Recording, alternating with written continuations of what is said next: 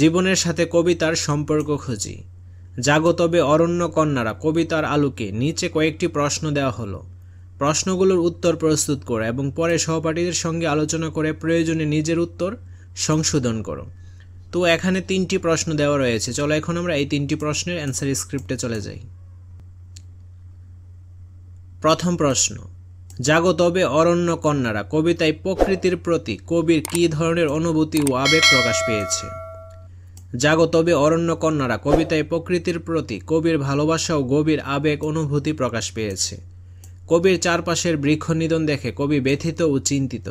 তিনি চান না প্রকৃতি থেকে বৃক্ষেরা হারিয়ে যাক, তাই তিনি বৃক্ষের প্রতি জেগে ওঠার আহ্বান জানিয়েছেন। তিনি চান এই পৃথিবী ফুলে ফসলে সবুজে শ্যামলে ভরে উঠুক।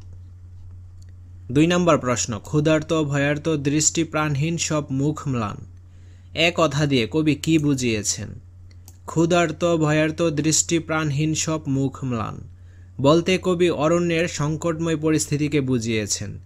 পৃথিবীর মানুষেরা নির্দ্বিধায় বন উজাড় করে ফেলছে, প্রাকৃতিক ভারসাম্য নষ্ট করছে, তাই অরণ্য ক্রমশ ক্ষুধায় কাতর, ভয়াতুর ও নির্জীব হচ্ছে।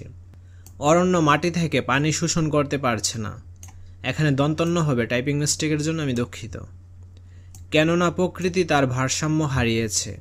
খাদ্যের যোগান দিতে না পেরে মাটি অরণ্যের দিকে স্নেহের দৃষ্টিতে তাকাচ্ছে, কিন্তু মাটির স্নেহ মন ভরালেও তা দেহে খাদ্যের যোগান দেয় না।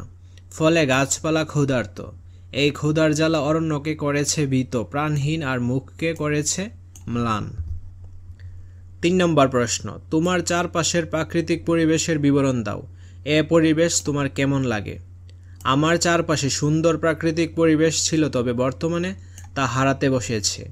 রাস্তা চওড়া করার নামে রাস্তায় 2 পাশের গাছ কেটে ফেলা হচ্ছে, নদী ভরাট করে স্থাপনা বানানো হচ্ছে, বন জঙ্গল উজাড় করে বাড়ি ঘর তৈরি হচ্ছে, প্রাকৃতিক পরিবেশ ধ্বংস করে পার্ক বানানো হচ্ছে। এ পরিবেশ আমার ভালো লাগে না।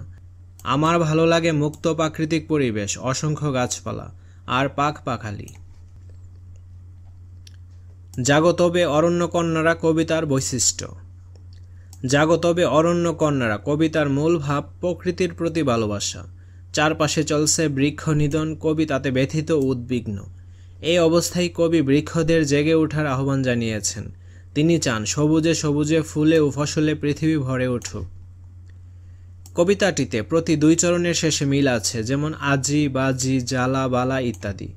কবিতাটি তাল দিয়ে পড়া যায়, তবে এই তালের ব্যবধান দীর্ঘ। যেমন মৌসুমি ফুলের গান, মোর কণ্ঠে জাগে না কো আর, চারদিকে শুনি হাহাকার, ফুলের ফসল নেই, নেই কারো কণ্ঠে আর গান, ক্ষুধার্ত ভয়ার্ত দৃষ্টি প্রাণহীন সব মুখ ম্লান।